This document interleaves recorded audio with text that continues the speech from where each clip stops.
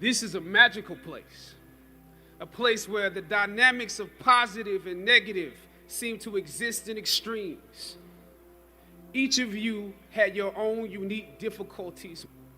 For some of you, the challenge was actually academics. You worked hard, you did your best, but you didn't make A's or B's, sometimes C's. You never made the dean's list, but that's okay. You're here on top of the hill. You know, sometimes your grades don't give a real indication of what your greatness might be. So it really is okay. For others, it was financial. You and your family struggled to make ends meet every semester of your matriculation. You had to work an extra job or two, but you're here. For a lot of you, not all, but a lot of you, your hardest struggle was social. Some of you never fit in. You were never as cool and as popular as you wanted to be, and it bothers you. So your social struggles here became psychological. Even though you made it up the hill, you carry the baggage of rejection with you, but you're here. Or some of you went through something traumatic. You made it to the top of the hill, but not without scars and bruises. Some of you fit in too much. You were on the yard rapping on your frat block when you were supposed to be in class.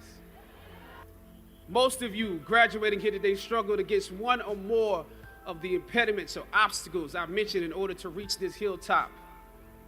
When completing a long climb, one first experiences dizziness, disorientation, and shortness of breath due to the high altitude. But once you become accustomed to the climb, your mind opens up to the tranquility of the triumph. I was on a roll when I entered the system of entertainment, theater, television, and film. In my first New York audition for a professional play, I landed the lead role. From that play, I got my first agent. From that agent, I got an on-screen audition. It was a soap opera. It wasn't Third Watch. It was a soap opera on a major network. I scored that role too. I felt like Mike Tyson when he first came on the scene, knocking out opponents in the first round. With this soap opera gig, I was already promised to make six figures, more money than I had ever seen. I was feeling myself. Once I saw the role I was playing, I found myself conflicted. The role wasn't necessarily stereotypical. A young man in his formative years with a violent streak pulled into the allure of gang involvement. That's somebody's real story. But I was conflicted because this role seemed to be wrapped up in assumptions about us as black folk. I was let go from that job on the next day. A phone call from my agent. Anybody that's ever been fired knows what I'm talking about.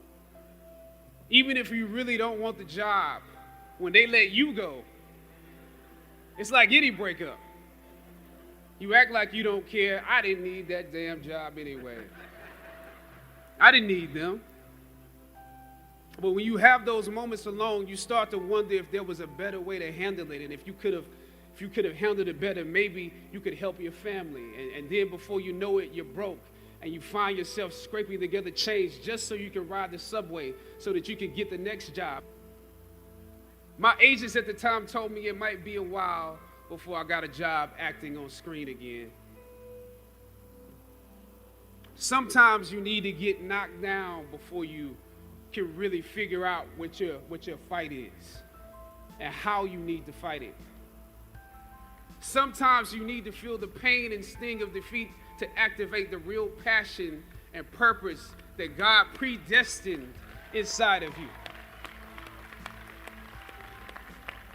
God says in Jeremiah, I know the plans I have for you.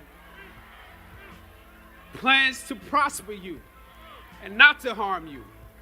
Plans to give you hope and a future. Graduating class, hear me well on this day.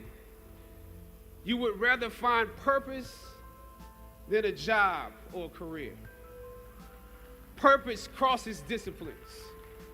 Purpose is an essential element of you. It is the reason you are on the planet at this particular time in history. Your very existence is wrapped up in the things you are here to fulfill. Whatever you choose for a career path, remember the struggles along the way are only meant to shape you for your purpose. When God has something for you, it doesn't matter who stands against it.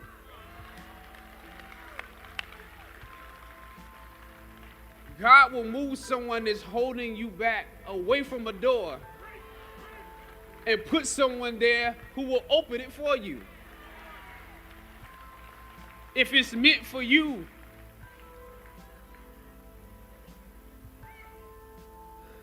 I don't know what your future is, but if you're willing to take the harder way, the more complicated one, the one with more failures at first than successes, the one that has ultimately proven to have more meaning, more victory, more glory, then you will not regret it. As you commence to your past, press on with pride and press on with purpose. God bless you.